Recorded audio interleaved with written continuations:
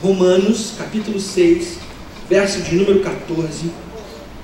Vou pedir para projetar para a gente, para que vocês acompanhem. Se você tiver aí seu smartphone, abre sua Bíblia nele. Se tiver a Bíblia física, abre. Esse é daqueles versículos que você grifa, sublinha, faz círculo, bota seta.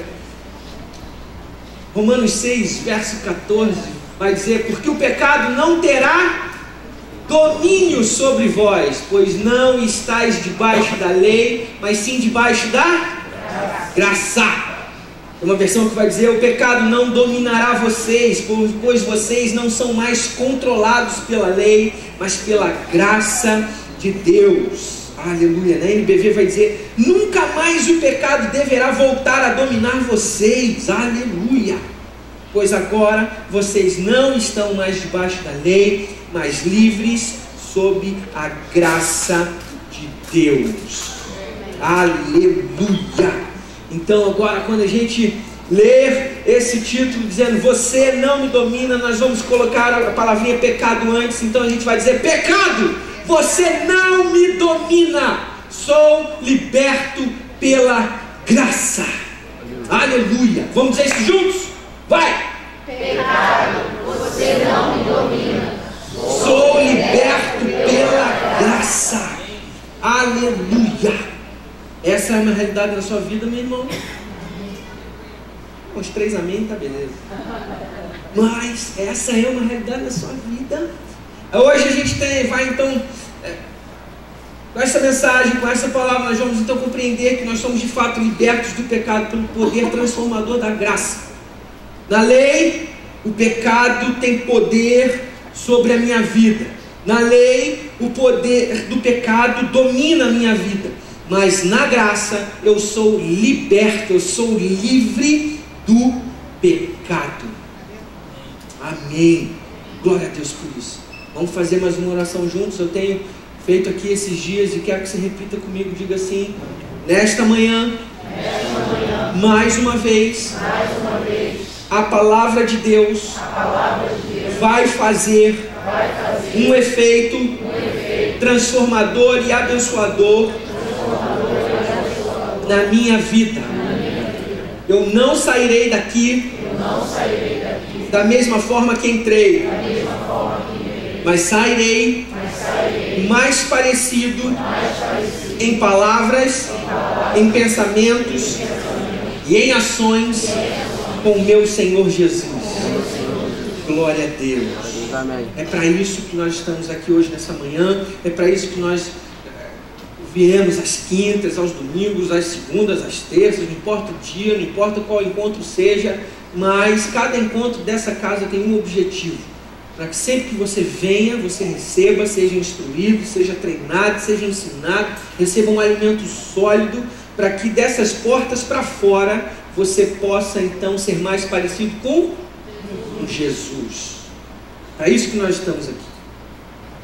Bom, dito isso, nós vamos ao texto de Gálatas, capítulo 5.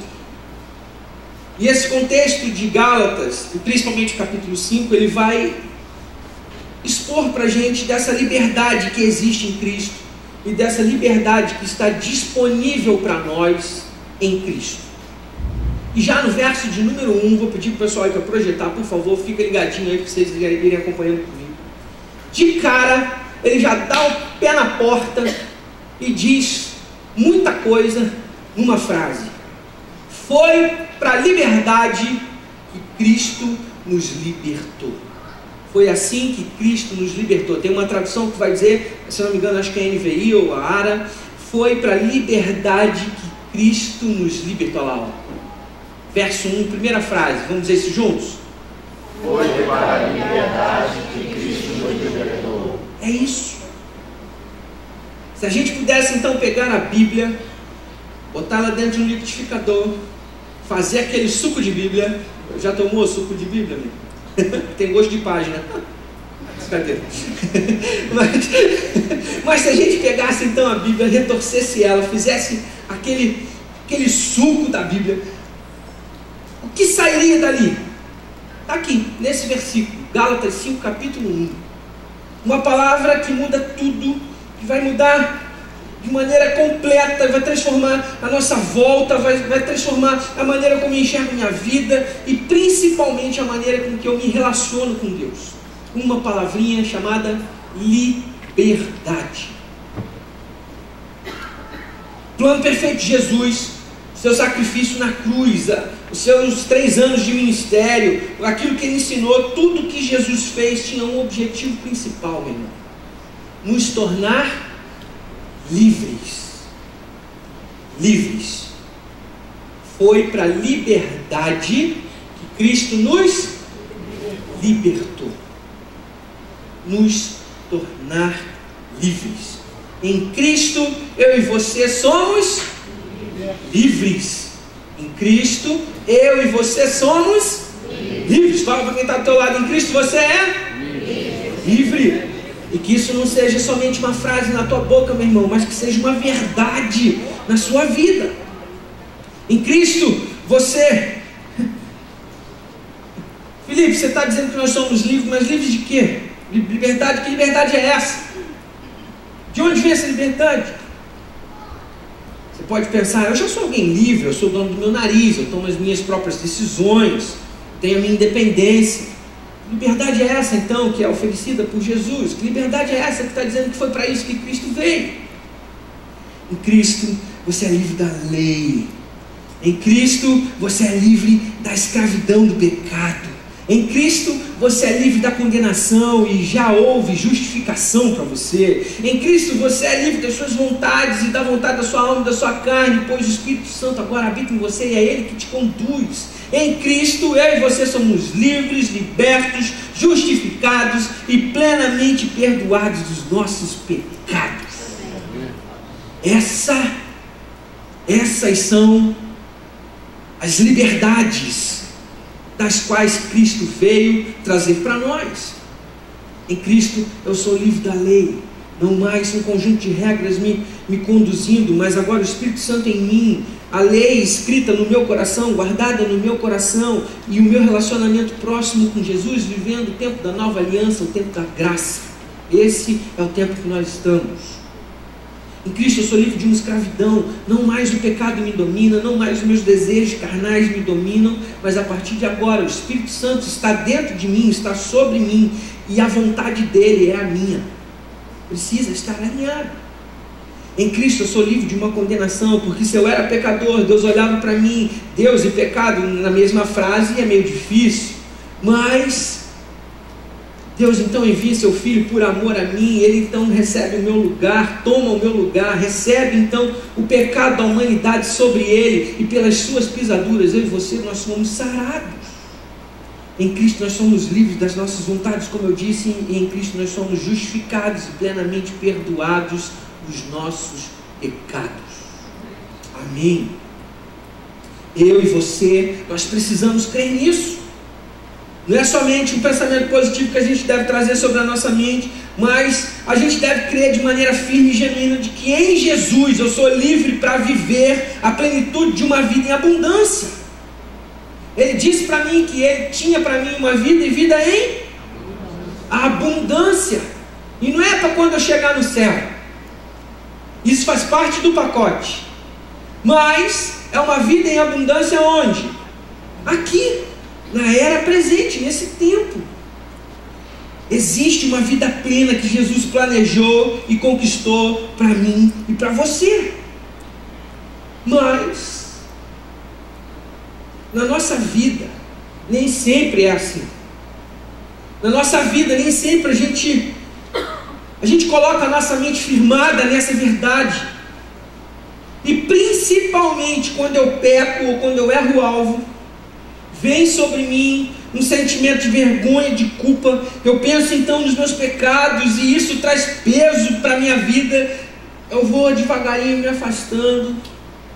E parece então que desfrutar dessa graça, desfrutar dessa liberdade, isso é muito distante. Vai dizer que você nunca pensou nisso. Vai dizer que na sua vida, quando você errou, você ficou se sentindo culpado, veio a vergonha, veio o peso da religião sobre a sua vida. A gente acha que a gente está meio distante, e aí, por vergonha, a gente não se aproxima. Tem um monte de gente, e eu tenho hora que eu não entendo crente tem hora que é difícil, mas tudo bem, não tem problema não. Mas, nas primeiras dificuldades, a primeira reação dessa pessoa qual é? Não vou falar sair do grupo não, porque é sacanagem. Mas qual é a primeira reação deles? Sai da igreja. Sai da igreja.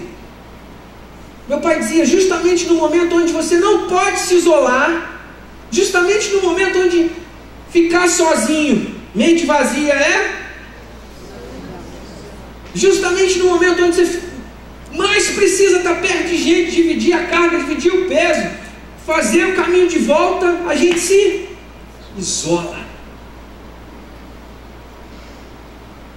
Romanos capítulo 6, no verso 21, ele vai dizer: que fruto eu vou colher dessas coisas? Que fruto eu vou colher do pecado, senão vergonha?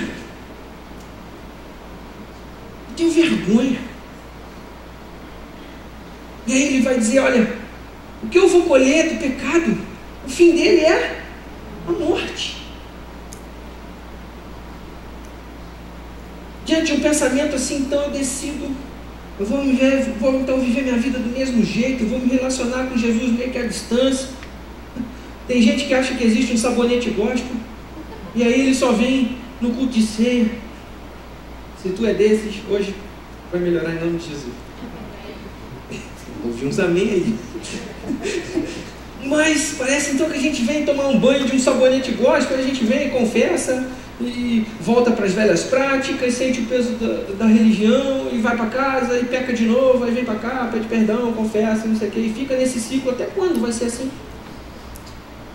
A tua vida inteira então vai ser esse ciclo?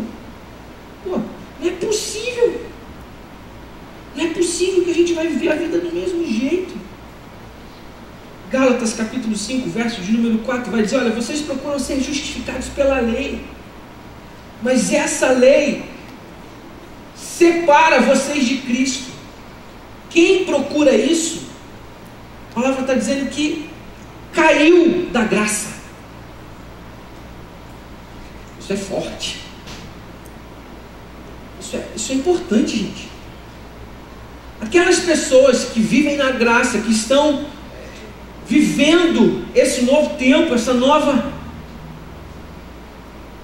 etapa, pessoas que já foram libertas, que receberam perdão, que foram justificadas, que são chamados filhos de Deus, por algum motivo querem retornar às velhas práticas, por algum motivo querem retornar às coisas antigas, por algum motivo querem dar mais importância à lei do que à graça. Paulo então vai dizer que elas são pessoas que se separaram de Cristo, que estão caídas da graça. Romanos capítulo 7, vou pedir para colocar lá. Romanos capítulo 7 traz uma ilustração fantástica. Vamos ler juntos? Diz assim, ó: meus irmãos, fala a vocês como a pessoas que conhecem a lei. Está dizendo para a gente que conhecia. Acaso vocês não sabem que a lei tem autoridade sobre alguém apenas enquanto ele... Certo ou errado, pessoal? Enquanto você está vivo, a lei funciona para você. Você morreu, funciona para tu? Não. Beleza, então vamos seguir. Por exemplo, aí vem a ilustração. Pela lei, a mulher casada está ligada ao seu marido enquanto ele estiver vivo. Mas se o marido morrer, ela estará livre da lei do casamento. Compreenderam? E não deixa minha mãe ler esse versículo não. Para de rir, pô, eu estou aqui falando sério. Mas, compreendemos? Sou alguém casado, me casei com meu marido, certo? É o que a Bíblia está dizendo ali, ó. Sou uma mulher, casei com meu marido. Enquanto ele estiver vivo, estou casado com ele. Se ele morrer, eu tenho então legalidade para que então eu possa me casar novamente com outra pessoa. Fechou? Próximo. Por isso, se ela se casar com outro homem enquanto seu marido ainda estiver vivo, será considerada adúltera. Mas se o marido morrer, ela estará livre daquela lei, e mesmo que venha se casar com outro homem, não será adúltera. Passa. Assim, meus irmãos, aí agora vem a comparação. Assim, meus irmãos, vocês também morreram para a lei por meio do corpo de... Ou seja, eu era casado com o Mr. Lei. Fechou? Eu era casado com o Mr. Lei. Esse Mr. Lei morreu. Por onde? Por meio do corpo de Cristo. Para que então eu pertencesse a outro marido. Que outro marido é esse? Graça. Aquele que ressuscitou dos mortos, a fim de que venha dar frutos para Deus. Próximo.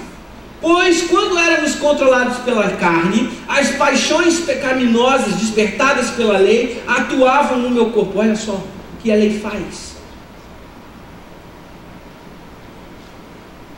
Quando eu sou controlado pelas paixões pecaminosas, quando eu sou controlado pelo pecado, quem está em vigor na minha vida? A lei. Atuava no nosso corpo de forma que dávamos frutos para o salário do pecado é a morte. Mas agora, morrendo para aquilo que antes nos prendia, que era o quê? Lei, o pecado, fomos libertos da lei para que sirvamos conforme o novo modo do Espírito e não segundo a velha forma da lei escrita.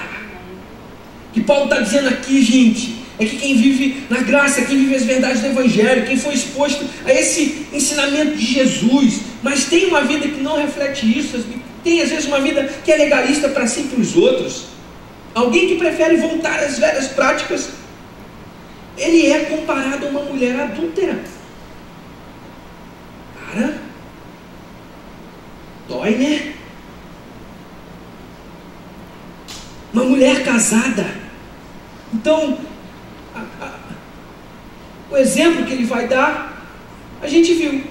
Se eu era casado com a lei morre através do corpo de Cristo, e agora eu pertenço à nova aliança que há no sangue de Jesus, a nova aliança, o tempo da graça. Se eu busco retornar, é como se eu fosse uma adúltera.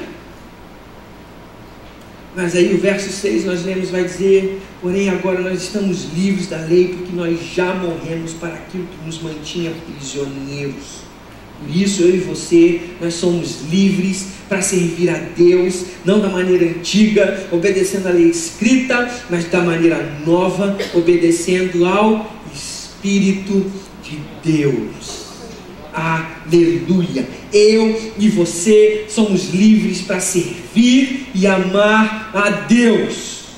Glória a Deus por isso. Eu e você somos livres então para sermos instruídos, educados, ensinados, treinados, disciplinados pela graça e pelo Espírito Santo. Eu e você não somos mais prisioneiros do pecado, mas nós somos livres pela graça de Deus. Aleluia! O pecado não me domina.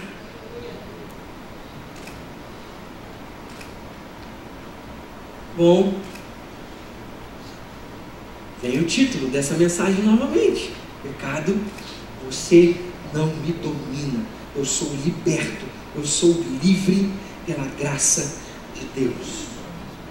Essa precisa ser uma verdade guardada no seu coração, meu irmão.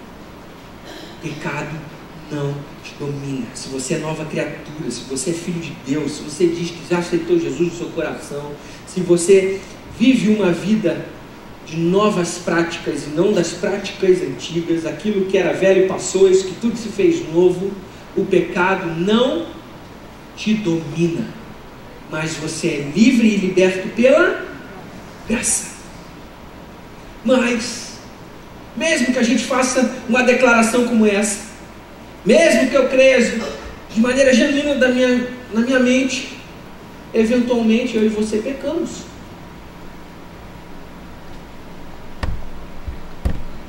Não se enganem, pessoal, comigo também é assim. Dentro dessa casa não existe um super-herói. Dentro dessa igreja, principalmente aqui dentro do Neve, nossos pastores, nossos líderes, eu e você, a gente tem uma história de proximidade, a gente tem uma história de igualdade, a gente tem uma história de igualdade nas relações. Tanto eu quanto qualquer um de nós Todos nós necessitamos da graça de Deus. Todos nós necessitamos de um auxiliador. Seja você quem for, a pessoa mais comum, ou qualquer um dos nossos pastores, sei lá, todos nós estamos no mesmo barco. Nessa casa não tem semideus, nessa casa não tem guru, não. Pai de ninguém, não. Nessa casa, todos nós somos iguais e necessitamos da graça de Deus na nossa vida. Nós temos as mesmas necessidades, eu tenho as mesmas necessidades que vocês, sofro as mesmas coisas, sou ovelha do mesmo rebanho de Cristo. Quantas vezes eu venho aqui pregar sobre fé, mas eu estou afundando. Quantas vezes a gente vem aqui falar sobre uma provisão, mas eu tenho centavos na minha conta. Quantas vezes a gente vem aqui falar de cura, falar de que em Cristo você é curado, que na ceia existe cura, mas meu filho está doente.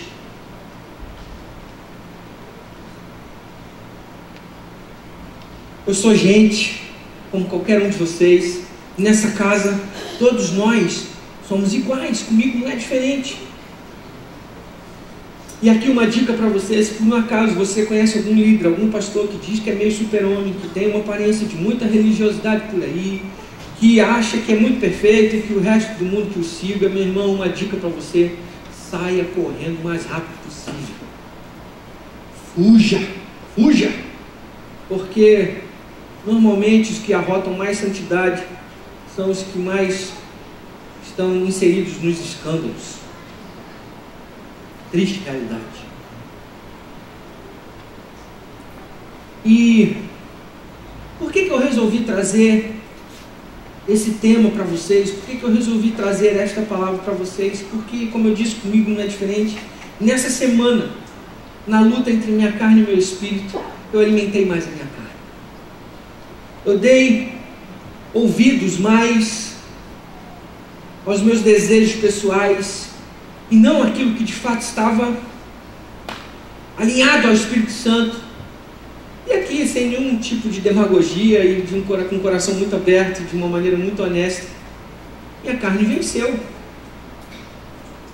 Vai dizer, contigo é diferente. Um monte de cabecinha fazendo assim.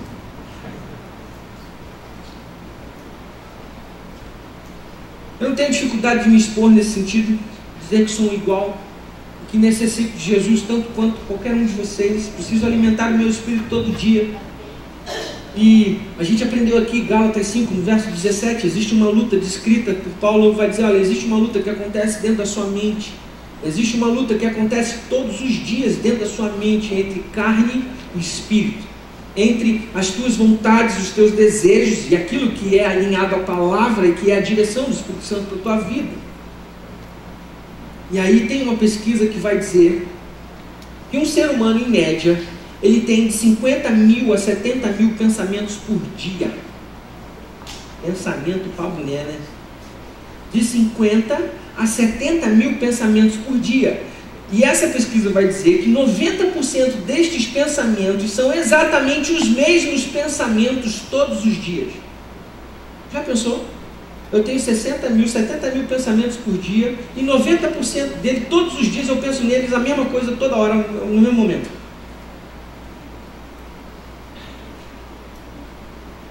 Pense comigo que os mesmos pensamentos levam sempre a gente para as mesmas escolhas. Mesmas crenças, mesmos pensamentos, mesmas ações e comportamentos, eles então vão me levar sempre para as mesmas experiências. E se na minha mente eu só ouço os meus desejos, só ouço as minhas vontades, só ouço a minha carne, 70 mil pensamentos desses serão repetidos todos os dias. Que resultado que eu vou colher? Vergonha, peso, afastamento, distância, morte. Irmão, se você quer uma mudança de verdade, se você quer uma transformação de verdade, a gente precisa quebrar esse ciclo vicioso. Você concorda comigo? Amém. Mas talvez o maior problema seja quando a gente acha que esse pecado, que aquilo que foi cometido, errar o alvo, não acertar aquilo que o Espírito Santo queria para a minha vida, é o fim. E não quando ele de fato é uma vírgula.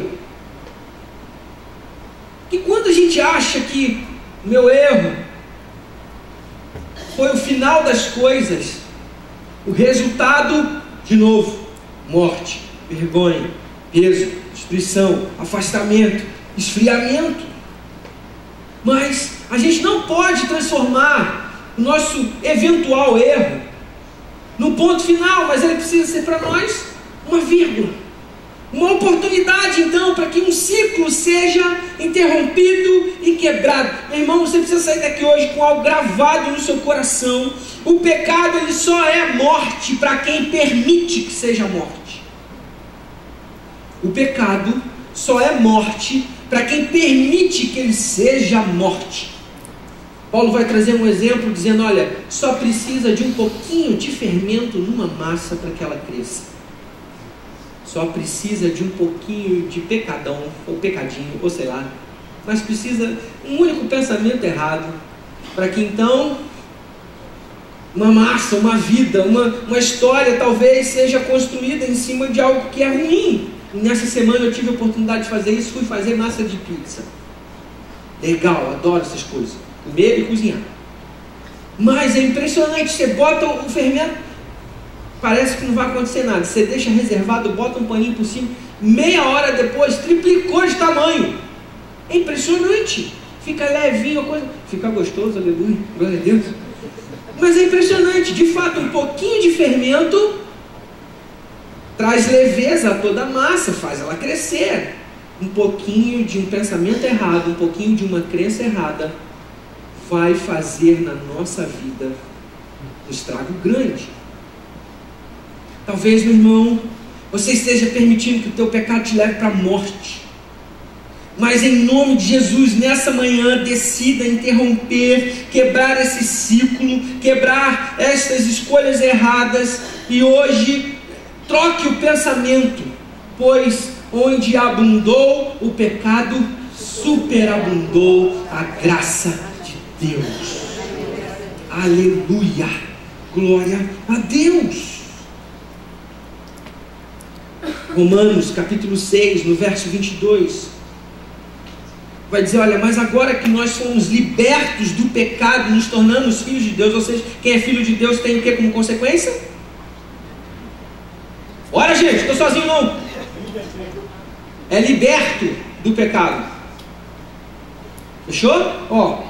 Mas agora que nós fomos libertos do pecado e nos tornamos filhos de Deus, ou seja, quem é filho de Deus é liberto do pecado. O fruto que eu vou colher não é mais a morte. Lembra que o fruto era, que a consequência do pecado é a morte? Lembra que era vergonha, peso e aquilo que eu ia colher era a morte, mas agora ele está dizendo, olha, quem é filho de Deus, quem é liberto do pecado, não colhe mais o fruto que é a morte, mas colhe a santidade, e o seu fim é a vida eterna. Uau! E aí vem o verso 23, que todo mundo conhece, a grande maioria, pois o salário do pecado é a morte, mas o dom gratuito de Deus, que dom gratuito é esse? Graças a Jesus, é a vida eterna em Cristo Jesus, nosso Senhor. Aleluia! Glória a Deus por isso. O dom gratuito de Deus é a vida eterna em Cristo Jesus, nosso Senhor. Amém.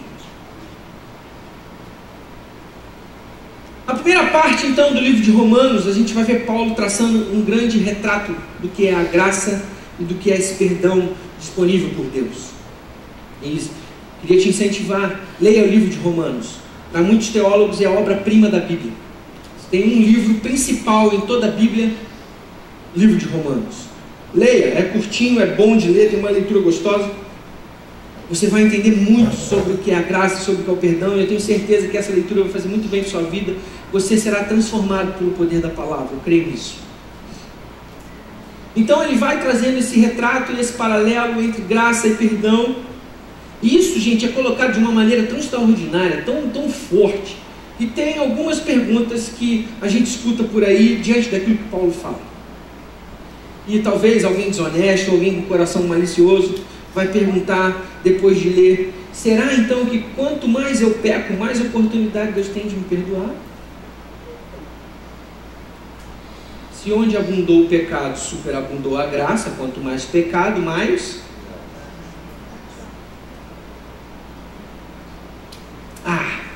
eu vou então viver do jeito que eu quiser. Ao final de contas, quanto mais eu peco, mais Deus me perdoa. A gente vai observar o capítulo 6 de Romanos, Paulo reagindo a isso com uma mentalidade indignada. Eu estou indignado. Com uma mentalidade dizendo: olha, não, para com isso, não é isso. E aí então, capítulo 6, ele vem tratando de algumas questões práticas da vida cristã e vem respondendo a essas perguntas que são fundamentais para quem está sendo então instruído na graça e para quem quer viver de fato o Evangelho de uma maneira descontaminada. Por que é tão difícil então vencer o pecado? Será então que Deus perdoa de verdade todas as nossas falhas? Não importa quão má elas sejam?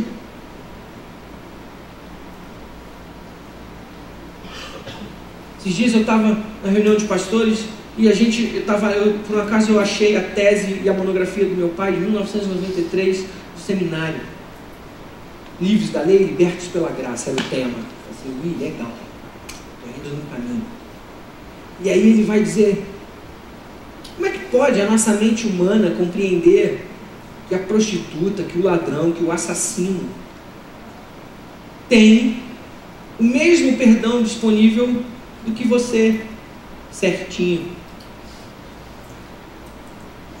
Como que na nossa mente humana a gente compreende que um Deus justo, que um Deus bom e amoroso,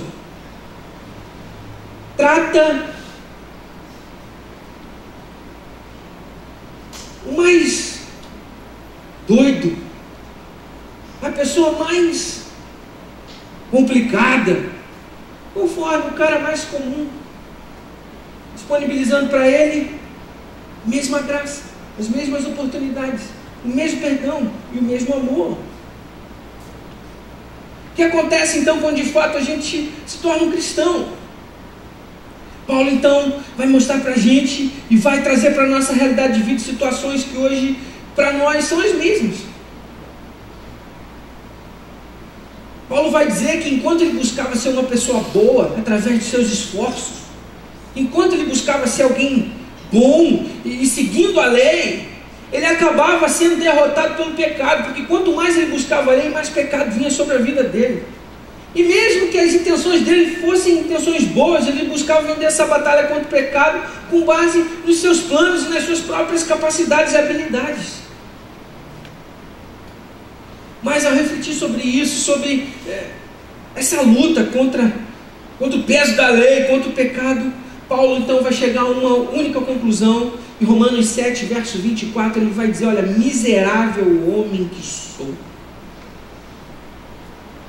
Meu irmão, se você está tentando vencer os teus pecados, os teus erros, as tuas falhas com o teu próprio braço, com a força do teu raciocínio, com aquilo que você faz, com a tua performance, e buscando sempre a lei como o parâmetro para aquilo que você está fazendo, você vai chegar a uma mesma conclusão: miserável homem que sou. Mas louvado seja Deus que o texto não termina aí. Romanos 7, verso 24, por favor, pessoal. Miserável homem que sou. E aí o texto continua, e para mim uma pergunta que todos nós temos que fazer todos os dias: quem me libertará do corpo sujeito a esta morte? E aí então vem o verso 25 respondendo essa pergunta: graças a Deus por Jesus Cristo, o nosso Senhor. De modo que com a mente, eu próprio sou escravo da lei de Deus, mas com a carne da lei do pecado. Graças a Deus por Jesus Cristo, nosso Senhor. A melhor evidência da fé cristã é uma vida transformada. A melhor evidência que a tua vida é de fato uma vida pautada na graça de Deus, uma vida abençoada por Deus, uma vida de fato dentro do Evangelho, é que você tem uma vida transformada, onde de fato uma nova criatura, onde de fato quem diz que é uma nova criatura, ela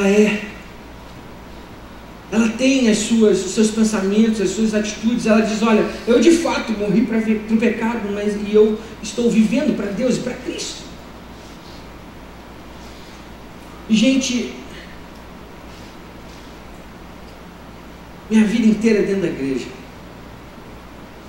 e eu tenho muita dificuldade de compreender as pessoas que têm 15, 10, 20, 25, 30, 40 anos de crente, mas a vida do camarada é a mesma. São sempre os mesmos problemas, ele passa sempre pelas mesmas dificuldades, eles estão sempre no meio dos mesmos desafios e discussões, tem sempre os mesmos assuntos, conversam sempre pelas mesmas coisas. O cara é sempre mesmo chato. Eu tenho muita dificuldade de compreender alguém assim. Como pode eu me encontrar com Cristo e ter a minha vida 10, 15, 20, 25, 30 anos igual? Não faz sentido. A Bíblia vai me mostrar que todas as pessoas que se encontraram com Cristo, sejam aquelas que estavam com Ele junto, passaram a vida junto, estiveram junto, ou aqueles que só o encontraram por causa de uma necessidade, através de um milagre, todos eles tiveram a sua vida transformada. Nenhum deles continuou sendo a mesma pessoa. Quando nós nos encontramos com Cristo, a nossa vida é transformada. Então, meu irmão, está na hora de você avaliar.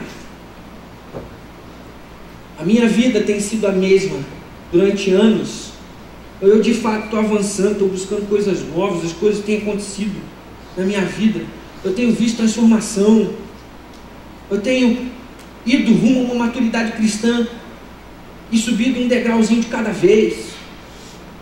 Ou eu sou sempre a mesma pessoa, que reclama das mesmas coisas, que vive as mesmas coisas, que tem sempre o mesmo problema, que sento no mesmo lugar na igreja, que nunca sirvo, ou só que sirvo num lugar só, e faço tudo do mesmo jeito sempre. Chato.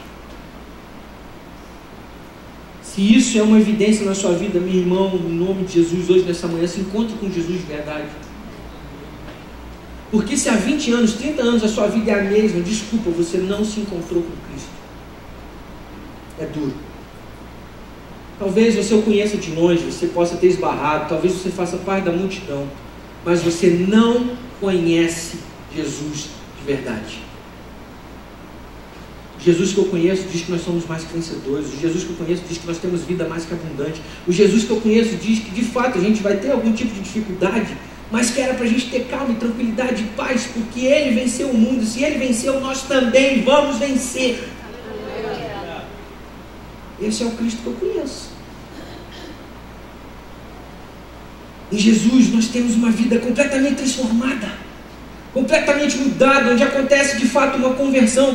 A pessoa aceita Jesus, o que a gente costuma dizer? Fulano se converteu. O que é conversão? Para quem dirige? É uma mudança de direção de 180 graus, não é 360. Mas é 180. Peraí, 180. Estou fazendo conta. É conversão, é mudança de direção. Se eu vou para um lado, eu decido, eu vou para outro. Irmão, não importa para onde você vá, para um lado ou para o outro, se Jesus estiver contigo, se você de fato se encontrar com Cristo, tudo vai ser transformado. E Paulo deixa isso claro para nós, ele escreve isso assim com uma realidade tão grande, como se a gente pudesse tocar nisso. E eu creio, isso é possível. Isso é possível. É possível ter uma vida transformada por Jesus. É possível viver uma vida muito melhor com Jesus. É possível. Isso aqui não é conto da carochinha. Evangelho é a verdade da palavra. E como eu disse, nós pregamos a verdade. Jesus, o caminho, a verdade e a vida. Hoje tem pouco amém, né? Que conflito é esse, então, que acontece quando alguém imperfeito se entrega a um Deus plenamente perfeito? Diante dos padrões divinos, a gente se sente incapaz. Nenhum conjunto de regra pode, então, quebrar esse sentimento de culpa e de fracasso. E diante de Deus, quem somos nós? Mas essa mesma lei que expõe as minhas fraquezas, e aí quando Jesus diz que ele cumpriu a lei e que ela que ela caducou, o que ele está querendo dizer é que essa mesma lei que expõe a minha fraqueza, os meus defeitos, ela é boa porque de alguma maneira ela expõe isso, mas em si mesma ela não tem a capacidade de me dar as forças que eu preciso para poder vencer e superá-la. Você está andando numa rua de carro, velocidade é 80 km, você está a 120. Você está dentro ou fora da lei? Fora da lei. Pode acontecer um acidente com você? Sim. As probabilidades e os riscos aumentam. A lei é boa ou ruim? É boa. Ela serve para que você então tenha os teus parâmetros. Mas ela por si só é capaz de ter força para mudar aquilo que você faz? Não. Não. E é isso que a palavra de Deus está dizendo. Fato é que todos nós precisamos de uma ajuda externa. Todos nós precisamos de uma ajuda externa. Pense comigo que por ser santo, Deus não poderia então conviver com o pecado. Por ser justo, o relacionamento entre a gente não podia ser restaurado sem que houvesse algum tipo de pagamento, sem que alguém pagasse um preço. Isso era o que a lei mandava. Mas, meu irmão, ao mesmo tempo, por Deus ser isso tudo, mas também por Ele ser amor, e é a definição da Bíblia para Deus, que Deus é amor. Ele mesmo se entrega por mim, por você. Ele paga um alto preço e eu e você somos então justificados, recebemos a justiça de Deus, então estamos plenamente perdoados e em Jesus nós somos livres dos nossos erros, sejam eles passados, presentes ou futuros. Deus já perdoou você. Amém. Não importa se são os teus pecados passados, não importa se hoje você já fez alguma coisa, não importa se você vai fazer alguma coisa daqui a pouco, os teus pecados já estão plenamente perdoados em Cristo Jesus. O perdão já está disponível para você.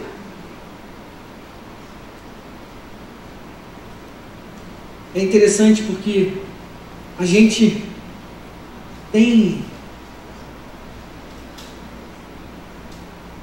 de uma maneira equivocada, me parece que ao longo dos anos a gente é ensinado de que o perdão de Deus é dado para nós por prazo, ou a prazo. Eu peco, confesso, peço perdão, recebo justiça. Eu peco, confesso, recebo perdão, peço perdão, justiça.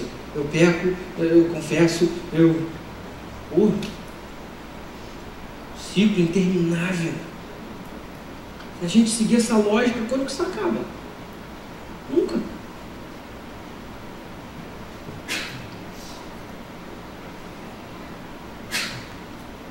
Pecado, você não me domina. Eu sou liberto pela graça de Deus.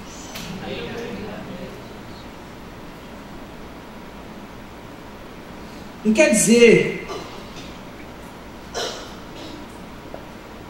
que o pecado vai vir todo dia na minha porta, eu vou dizer não, vai vir, eu vou dizer não, vai vir, eu vou dizer não, vai vir, e vai ser uma luta eterna, 2-0, 3-0, 3-1, perdeu. Hoje está empatado. Não, mas quem é nova criatura, quem é filho de Deus, como diz a palavra, rejeita aquilo que ficou para trás, se esquece daquilo que ficou para trás e prossegue então rumo a um novo alvo, que é Cristo. O pecado para mim nem lembro mais. Não é que ele fica apontando e eu fico buscando, vamos ver o que eu vou fazer com esse controle remoto hoje. Não, mas é algo que eu nem me lembro mais. Eu não vivo mais para isso. E aí Paulo vai dizer, como posso eu dizer que sou filho de Deus? Como posso dizer que sou nova criatura se ainda pratico as mesmas coisas? Então, meu irmão, se você está praticando as mesmas coisas, deixa eu te dizer,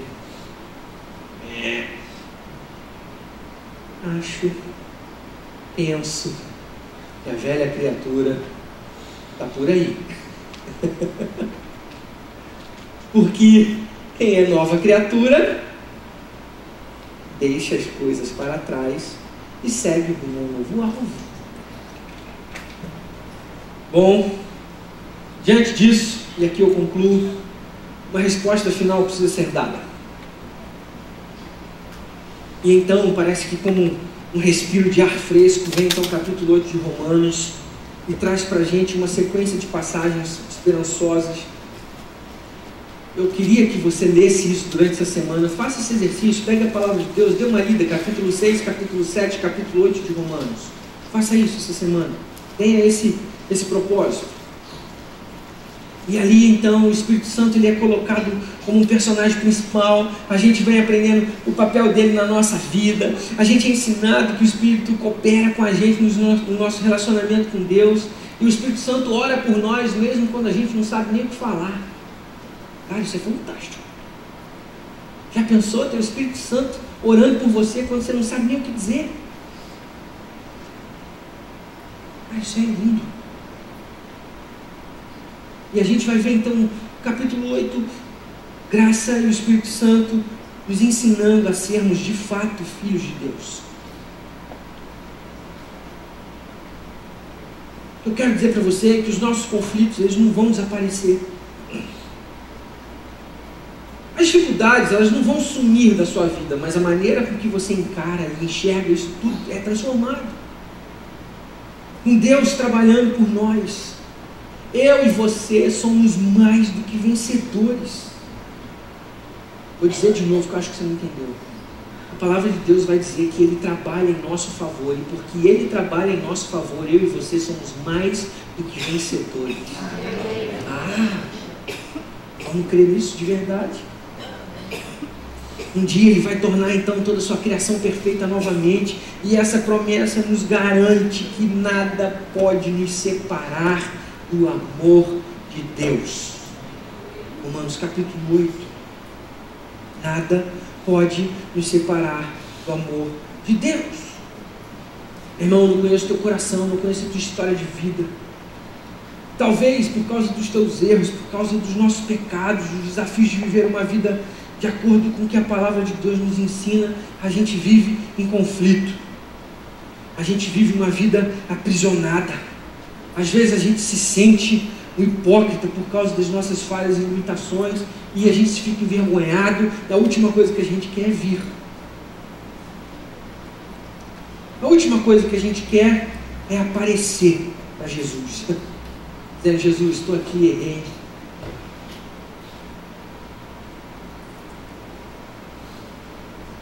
Porque, de fato, a gente não crê de maneira correta. A gente acha que esse perdão é parcelado. E a gente vem com aquela cara, igual um filhinho que fez alguma besteira. Será que meu pai vai me perdoar ou não? Será que ele aceita as minhas desculpas ou não? Pô, eu me conheço.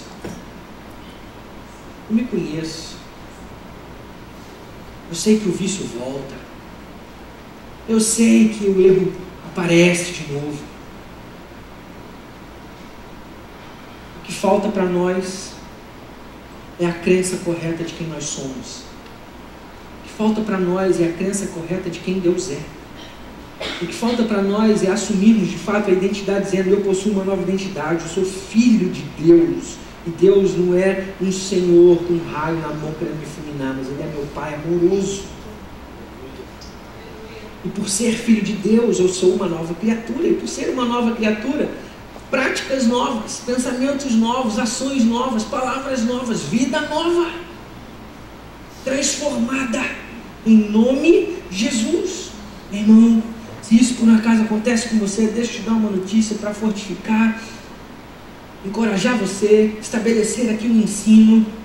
Deus já nos concedeu um perdão pleno e completo através de Jesus. Ele não vai vir de novo para te perdoar mais. Quando ele vier, é para outra história. Jesus não vai morrer de novo para dar um pouquinho mais de perdão para você todo domingo. Não vai. Tinha que ser feito, já foi feito. O perdão distribuído por Deus, o perdão concedido por Deus foi pleno, completo, sem faltar absolutamente nada, está consumado. Aleluia! E aí Romanos capítulo 8 vai dizer: portanto agora já não há condenação para os que estão em Cristo Jesus, porque por meio de Cristo Jesus a lei do Espírito de vida me libertou da lei do pecado e da morte. Porque aquilo que a lei fora incapaz de fazer por estar enfraquecida pela carne, Deus o fez enviando o seu próprio Filho, à semelhança do homem pecador, como uma oferta pelo pecado, e assim condenou o pecado na carne, a fim de que as justas exigências da lei fossem plenamente satisfeitas em nós, que não vivemos segundo a carne, mas agora vivemos segundo o Espírito. Aleluia! Glória a Deus por isso. Vou pedir o time para vir para cá. Embora o pecado ele tenha um poder destrutivo na sua vida, embora o pecado ele te leve para a morte, a graça tem um poder incomparavelmente maior para suprir as nossas necessidades e para capacitar a gente para ter uma vida de vitória, cada dia se parecendo, pensando e falando e agindo com Jesus. Não é a lei que vai fazer isso por você, mas é a graça de Deus. Foi o sacrifício perfeito de Jesus na cruz, que há mais de 2000 anos nos reaproximou de Deus. Foi esse sacrifício que nos deu uma nova chance para a gente ter um relacionamento diferente com Ele. E se Jesus fez isso para que a gente tivesse um relacionamento diferente, por que a gente se relaciona da forma antiga?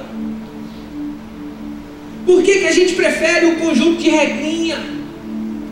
Por que a gente prefere o peso da religião? Por que a gente prefere os ritos?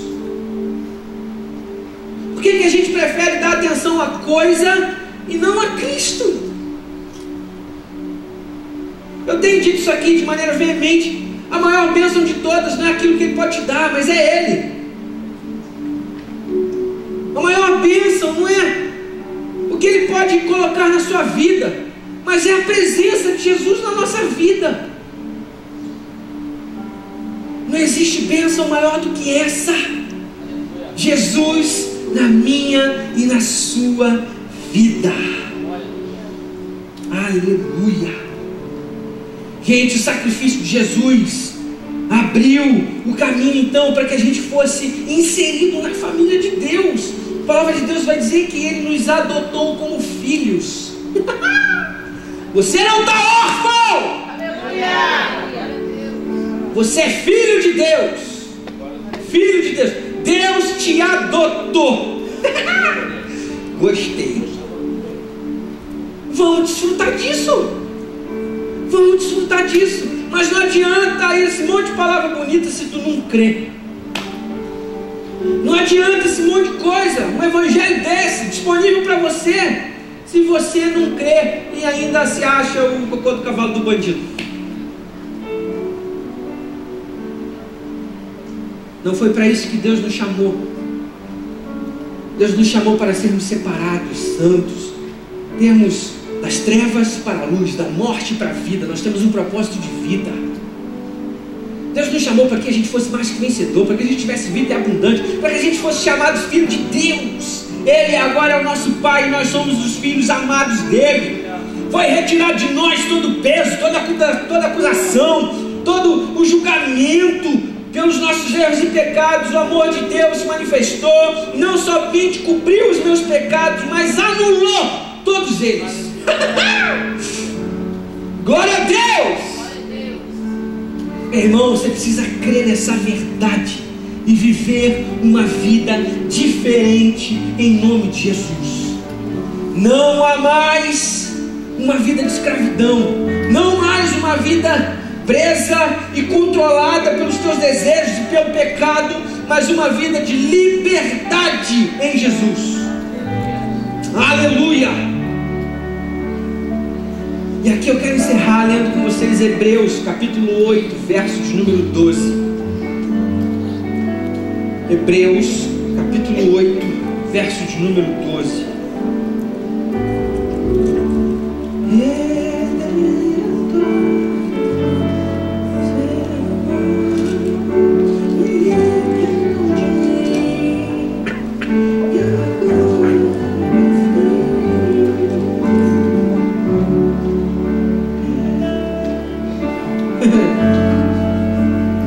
Hebreus capítulo 8, verso de número 12. Porque eu lhes perdoarei a maldade,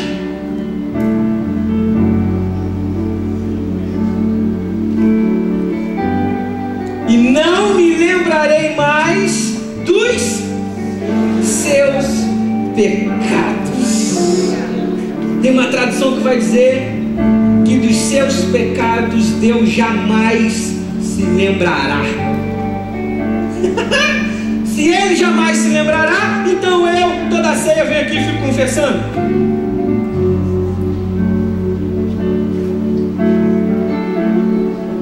Não faz sentido. 1 João capítulo 9 vai dizer: se confessares os vossos pecados. O que essa palavra confessar está querendo dizer não é uma lista daquilo que você tem que fazer, ou você lembra de todos os pecados que você já cometeu na sua vida. E detalhe, tu ainda vai cometer alguns, então como é que tu vai pedir perdão para aqueles que você nem conhece? Não faz sentido. Mas às vezes o que a igreja ensina pra gente é o quê? Vem, traz no bolso, anota no bloco de notas: Jesus, aquele dia eu fiz aquele negócio, não, isso aqui eu vou nem falar, porque o senhor conhece, porque eu tenho vergonha. Mas o que a palavra de Deus está nos ensinando com a confissão é exatamente o que nós trouxemos aqui hoje como mensagem, e é a coluna do Evangelho. A confissão é: Pai, eu errei, mas diante do meu erro, eu sei que o teu perdão já está disponível para mim. Eu creio no teu sacrifício da cruz, eu creio naquilo que o Senhor fez por mim, eu creio que eu já sou perdoado daquilo que fiz, do que estou fazendo e daquilo que ainda vai acontecer. Eu recebo esse perdão pela fé, eu tomo posse disso, e não mais eu sou um pecador. Eu peco eventualmente, mas a partir de agora eu sou um santo que está num processo de santificação. Eu sou alguém separado por Deus, que dia após dia, mensagem após mensagem, oração após oração, leitura após leitura, relacionamento após relacionamento, eu vou me tornando alguém mais parecido com Jesus. Glória a Deus por isso. Dá um bugzinho, não dá? Porque durante muito tempo a gente é catequizado por uma coisa, durante muito tempo a gente é acostumado com um jeito. E é uma pena dizer isso, porque eu não consigo ver outro jeito senão esse. O ser humano gosta de ficar inventando coisa.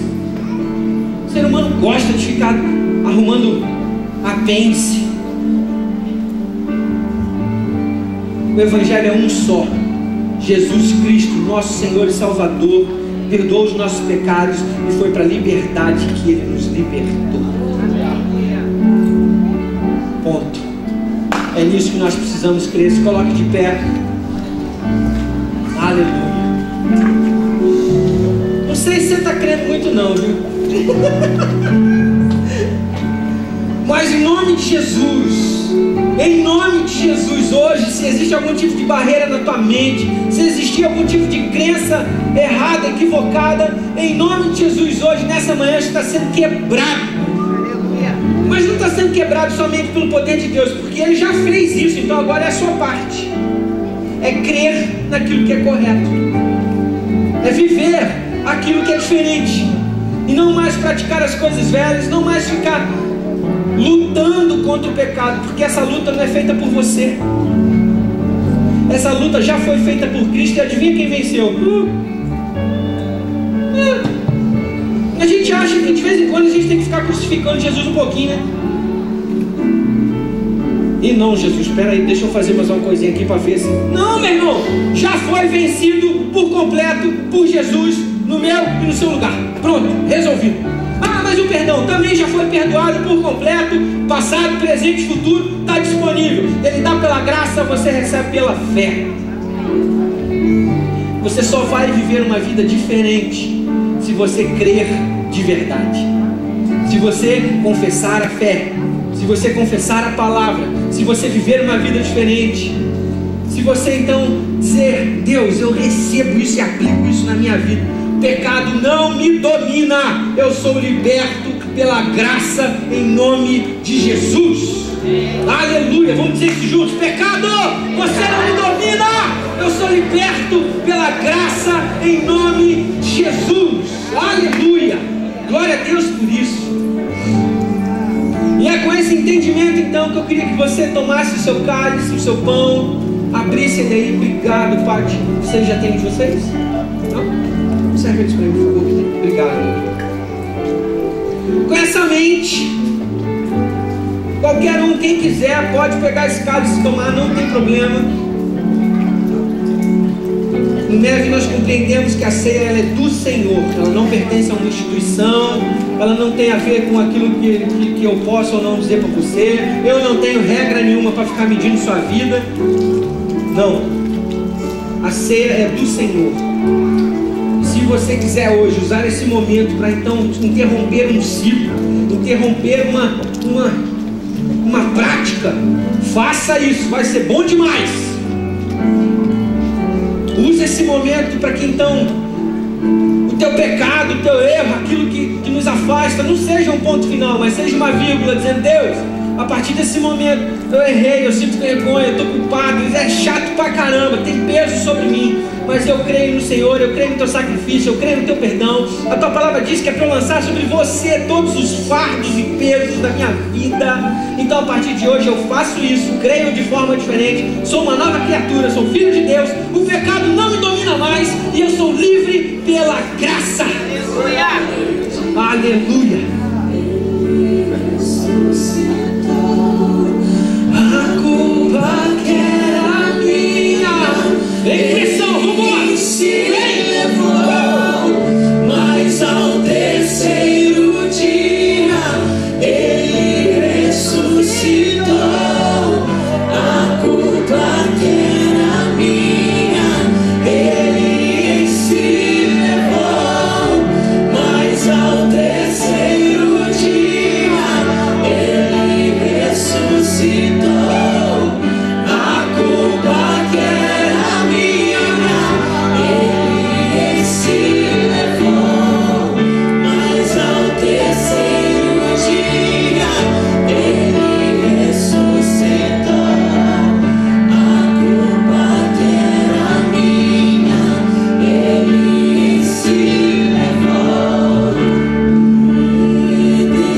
Redentor, seu amor me libertou de mim, e agora vivo enfim. Redentor, seu amor me libertou de mim, e agora vivo enfim. Aleluia! Tem vida para você, meu irmão. Jesus te libertou. Existe vida disponível para você. Não uma vida de peso, uma vida de jugo, uma vida de escolhas difíceis, uma vida de um caminho todo sinuoso e difícil. mas existe para você liberdade em Cristo Jesus. Existe para você perdão pleno e total, completo dos seus erros, sejam eles passados, presentes ou futuros, em nome de Jesus.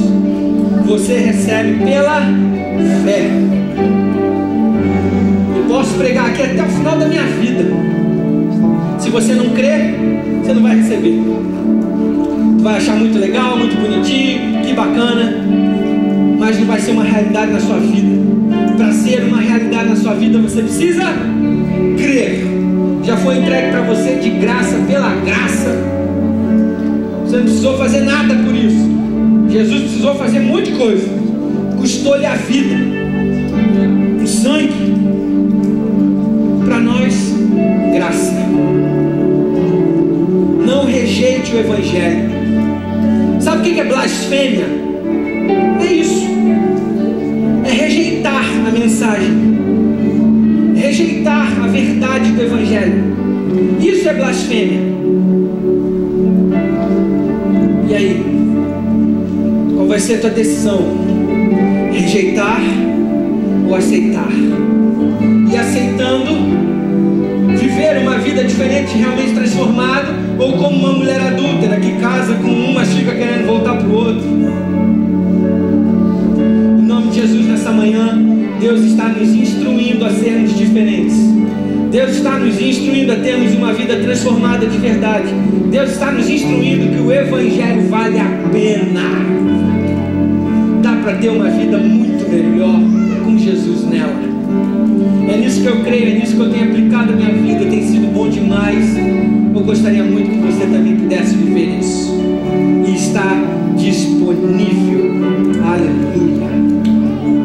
Bom, é com esta mente, com esse coração que eu quero te convidar. Tome teu pão, olhe para ele aí, pense no sacrifício de Jesus naquela cruz, não como algo triste, não como algo ruim, não como um velório, mas como a ceia da nova aliança. É isso que Jesus diz lá naquele momento, dizendo: olha, esse é o meu corpo, esse é meu sangue da nova aliança. Representa um tempo novo, representa uma era nova. Olhe para esse pão e não fique pensando na tua lista de pecado, mas olhe para esse pão. Traga para dentro de si a consciência de que Cristo já os perdoou, de que existe perdão disponível para você. Creia nessa verdade do Evangelho. Coloque isso em prática na sua vida a partir de hoje. E tenha uma vida transformada em nome de Jesus. Pegue o pão, coma o pão, em nome de Jesus, seja edificado. Aleluia.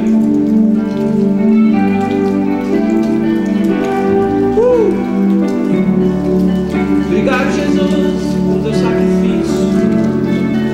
Obrigado, Jesus, por perdão disponível. Obrigado pela tua graça, pelo teu amor. Obrigado, Jesus. Aleluia. Abra aí o teu cálice com vinho. Este cálice representa o sangue de Jesus vertido na cruz. Para nós, um símbolo, uma lembrança. De novo, não somente de um sofrimento. E a coisa era tão grande que Jesus chega a dizer: Deus, se for possível, passa de mim. Deus ficou em silêncio. Jesus assume para si o pecado da humanidade. E através desse sacrifício, desse sangue pago e vertido na cruz, uma dívida paga por completo e com sobra. É neste sangue que nós cremos. É nisso que está firmada a nossa fé. Eu creio em Deus Pai, no Deus Filho, no Deus Espírito Santo. Eu creio no Deus que foi crucificado, mas que ao terceiro dia ressuscitou, e e eu ressuscitei com Ele, sendo assim então uma nova criatura, sendo assim chamado Filho de Deus, e hoje estou assentado em lugares celestiais junto com Ele. Aleluia, essa é a palavra de Deus para a nossa vida. Pega esse cálice, tome ele em nome de Jesus, e que sua vida seja transformada.